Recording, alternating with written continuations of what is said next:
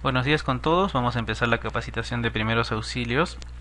Esta capacitación es importante para poder responder adecuadamente ante una emergencia o urgencia causada por una enfermedad o un accidente a algún compañero de la empresa.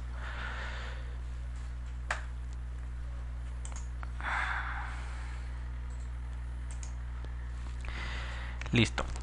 Tenemos que empezar definiendo qué son primeros auxilios. Ya, primeros auxilios es lo primero que debe hacer una persona que observa un accidente, antes de que llegue el personal especializado, o sea, el personal de salud o los bomberos, ¿no es cierto? Con el fin de evitar que él o los accidentados mueran o empeoren.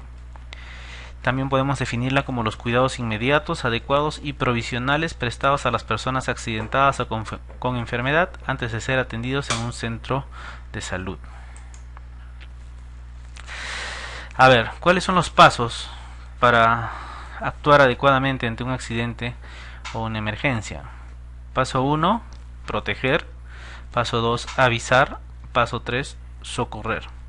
En el paso 1 nos tenemos que preguntar qué más puede pasar en el lugar donde ocurrió el accidente, ¿no? Tenemos que visualizar todo el ambiente, el área, la zona donde se encuentra el accidentado y preguntarnos qué más puede pasar, si nos puede afectar a nosotros, a las personas que están expectando esta emergencia y al accidentado, qué más le puede pasar.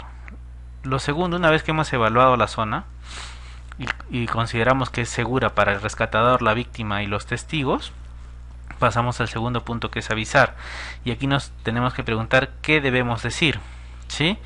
Tenemos que describir la situación, decir qué pasó, cómo pasó, si hemos sido testigos del evento.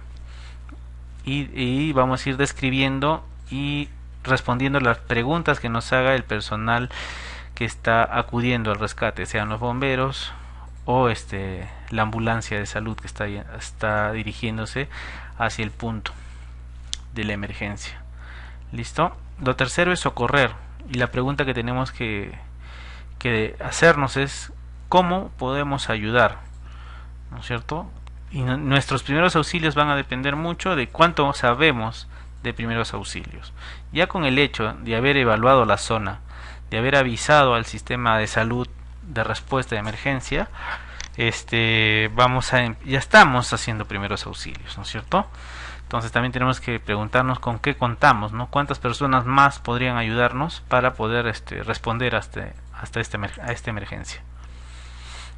Como les dije, hay que evaluar la escena. Ustedes ahí ven diferentes gráficos, ¿no es cierto? Por ejemplo, un auto que ha chocado a un poste de luz. ¿Listo? Entonces, ¿esa escena es segura o no es segura? Eso es lo que ustedes tienen que ver. Un auto incendiándose. ¿Es seguro acercarnos al auto para poder rescatar a las personas? Un choque múltiple donde hay autos suspendidos o cargas suspendidas inestables, será un lugar seguro para poder generar un rescate. Por ejemplo, una inundación o un huaico que esté pasando donde hayan accidentados, ¿es seguro acercarnos cuando hay deslizamiento de tierra y movilización de aguas que podrían generarnos algún daño a nosotros o a los testigos? En un terremoto, un derrumbe de un techo, ingresar ahí para retirar a una persona cuando no somos personal especializado, ¿es una escena segura para nosotros? Entonces esas cosas tienen que evaluarse. Tienen que recordar que primero tenemos que protegernos nosotros, luego los testigos y por tercera a la víctima, ¿no? Ya, porque más vale una persona afectada que muchas más. Ahora, pasos para ayudar a una persona, vamos a recapitular. Verificar la seguridad, verificar el estado de conciencia, verificar la respiración, y una vez si detectamos que la persona está inconsciente o no puede respirar adecuadamente, tenemos que comunicar por teléfono, radio o gritar a las personas cercanas para que nos ayuden a poder avisar a un sistema de respuesta de emergencia especializado. Aquí en el Perú, el teléfono al que deberíamos llamar es al 116, que es la compañía de bomberos, que son las personas mejor capacitadas para responder ante una emergencia, sea médica o sea por un accidente. ¿Listo? Si nosotros sabemos verificar el pulso en el cuello, lo vamos a hacer. Si no hay pulsaciones, tenemos que iniciar con las compresiones de pecho, ¿no? 30 veces con 2 respiraciones, solo si se sabe realizar las respiraciones boca a boca. Si no, darle compresiones hasta por 2 minutos y luego volvemos a verificar el pulso y la respiración.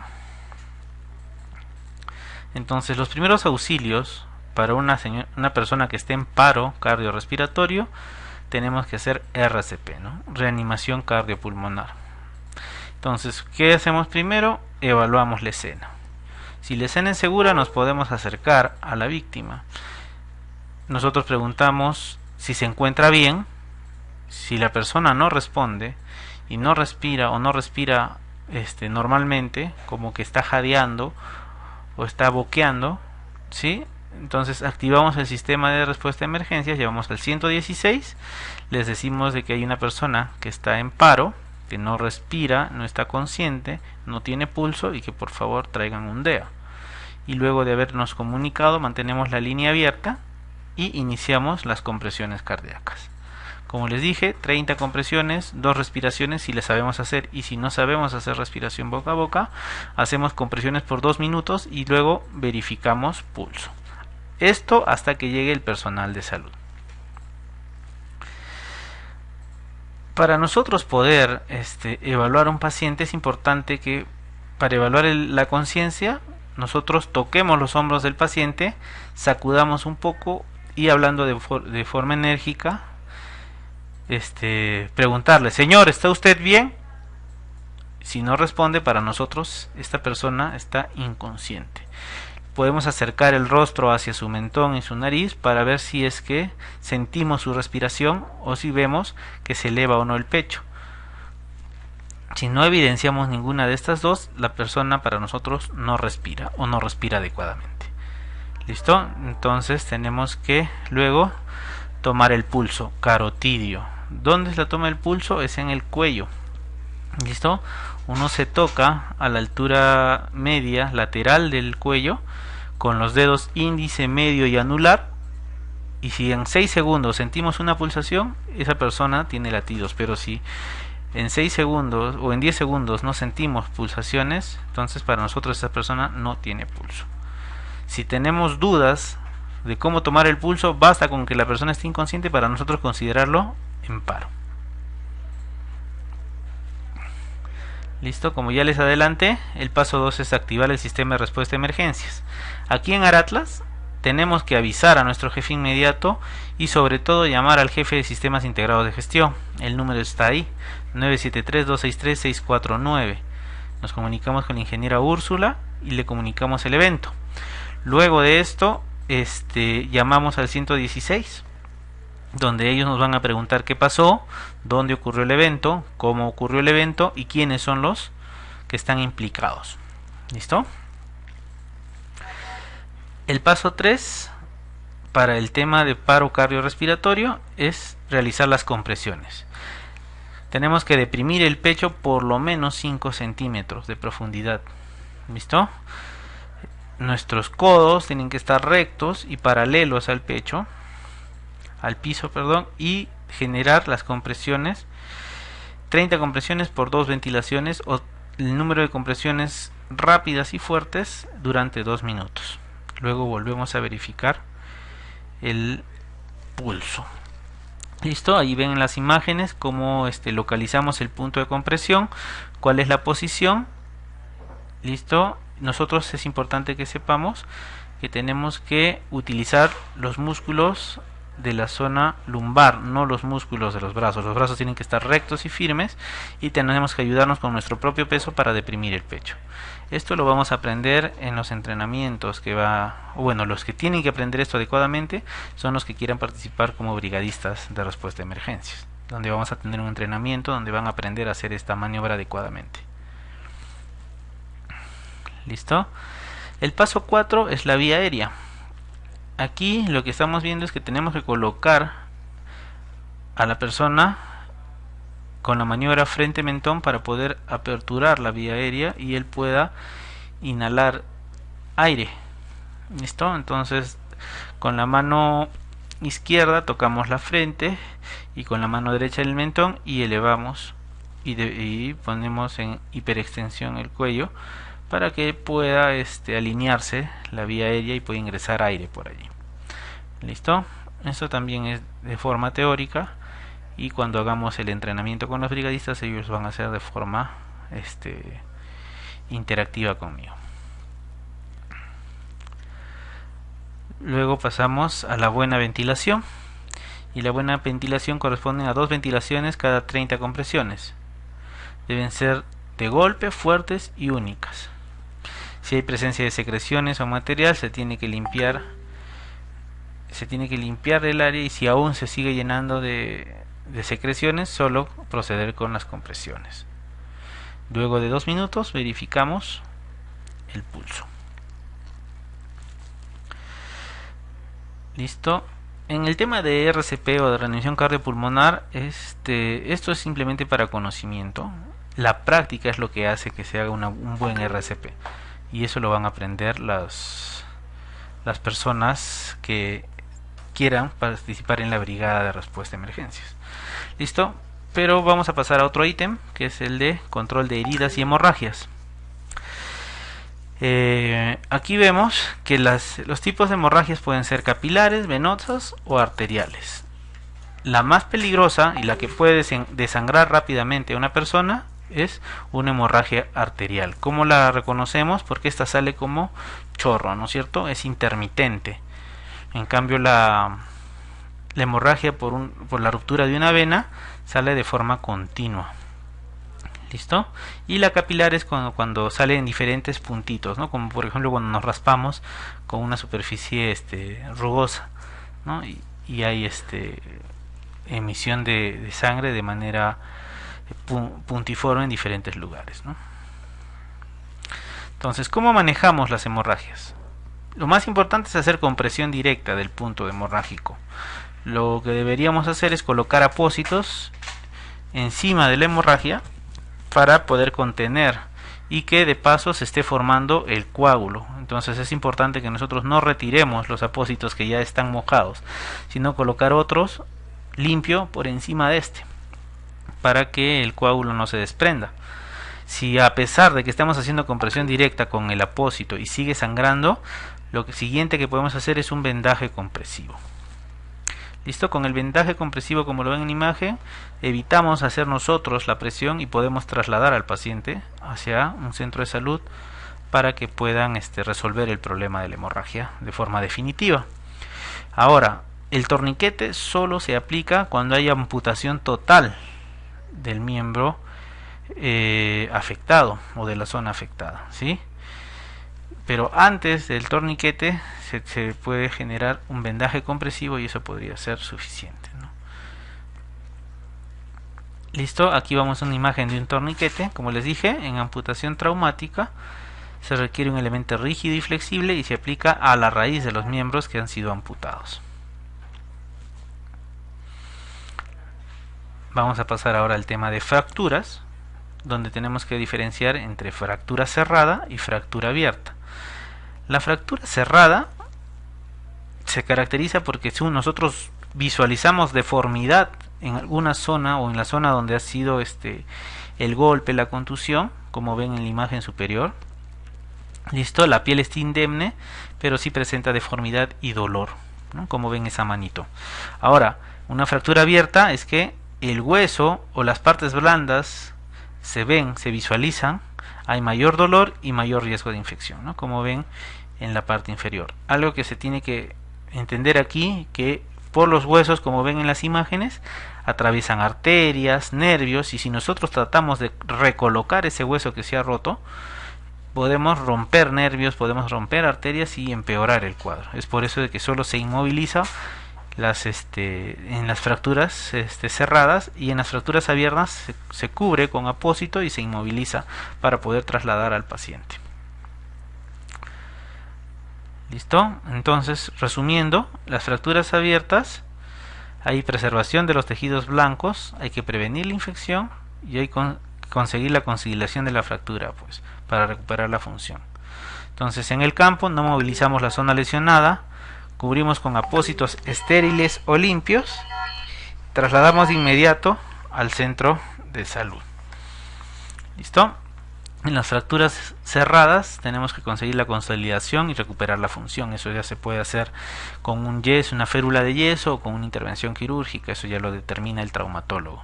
En el campo tenemos que inmovilizar con férulas rígidas o férulas neumáticas, movilizar muy levemente solo para la inmovilización y no tratar de reducir la fractura. Pasamos al tema de quemaduras.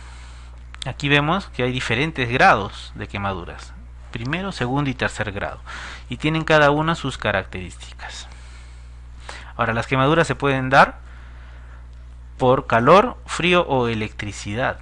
¿Listo? Las de primer grado son las características: lesiones superficiales, enrojecimiento, prurito, dolor, que es típico de una quemadura solar, ¿no es cierto? En segundo grado, ya las lesiones se hacen más profundas, son lesiones dérmicas con formación de ampollas, hay dolor intenso y es típico de quemadura por elementos domésticos como por ejemplo agua hervida, ¿no es cierto? O aceite, que te salpica y te genera una ampolla. ¿Listo? Y las de tercer grado son lesiones dérmicas y subdérmicas muy profundas con formación de carbón o de zonas carbonizadas. No hay dolor en la zona negruzca de la herida, pero alrededor sí, y es típico de incendios o electrocuciones. ¿Listo? Ahí ven las imágenes de cómo es cada una. El manejo de estas quemaduras en primeros auxilios es enfriar la zona. ¿Listo? Tenemos que enfriar la zona con agua a chorro continuo, agua fría a chorro continuo, por lo menos unos 15 minutos. Esto va a calmar el dolor, va a disminuir la profundidad de la quemadura y la extensión. ¿Listo? No echamos cremas, no echamos ningún ungüento. Lo más importante es enfriar la zona de quemadura.